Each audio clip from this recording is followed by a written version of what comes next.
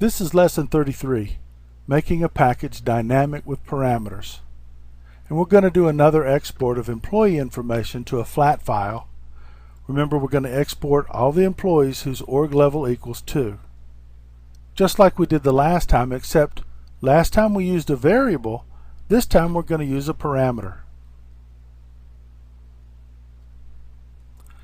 Let's create our package. Right click, new SSIS package. We're going to give it a name. Lesson 33. You can create parameters with two kinds of scope. Here, to create a parameter, it can be used anywhere within your particular package. We're going to create a parameter with a broader scope, a project parameter that can be used with any project or any package within this project. So we're going to right click and open, click on new, and we're going to name our parameter org level. Data type of int32 is good, and we're going to set its initial value to 2 because we want all the employees with org level equal 2. So I'm going to X out and save that project parameter. Now let's use that thing.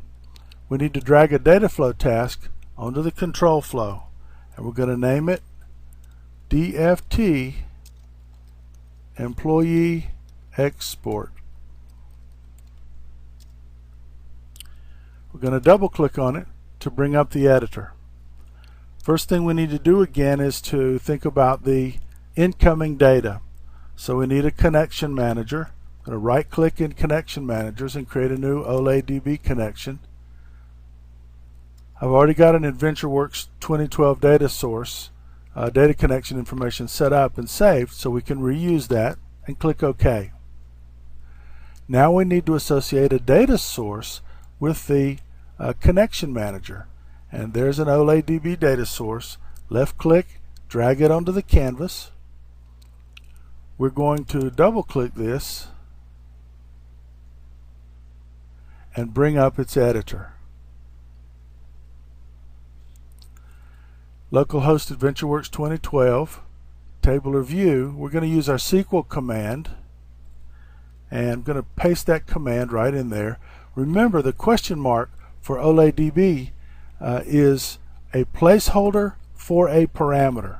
So let's associate our parameter with this location, with this placeholder. So we go over here and click on parameters, and we want to choose our project parameter. There it is, project org level. Just a quick check. Yep, our columns are coming in. We're in good shape. So let's OK that. Now let's deal with our destination information. We're going to drag a flat file destination onto the canvas, line it up and connect it to the source. Now the flat file destination can see all the metadata associated with the columns coming in. So let's open up the editor, and it's telling us we don't have a connection manager associated with it. In fact, there is no flat file connection manager that has been defined. So let's create one now. Click on the new button. We do want our destination file to be delimited, so we'll OK that. And we need to give our connection manager a name, so we'll call it organization level. And we need to choose a location and name for the file. We're going to put it in the same place as last time, and that was C projects SSIS personal trainer. Now notice that there are no files in this folder now. We're going to call this organization level, and it'll be a text file. We do want the column names in the first data row, so we'll go ahead and click on that and OK. Remember, that's the warning. You have to check the mappings even if they're correct, and they are correct, but you must go here and OK them.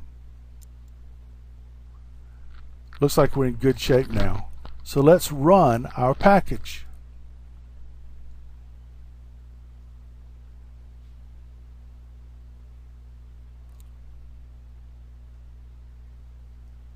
Reading from the source, writing to the destination, 27 rows. Let's go take a look.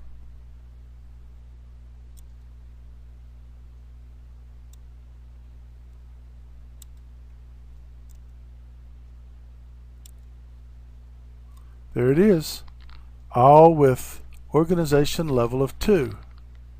Just to make sure things are working like we want, let's make a little change. Let's set that organization level to a different value.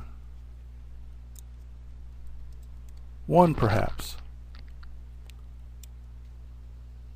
And then rerun the package. I only got 6 rows this time, so something's different. Let's take a look at the file. Organization level equals 1. So the package is working and the parameters working well for us as well.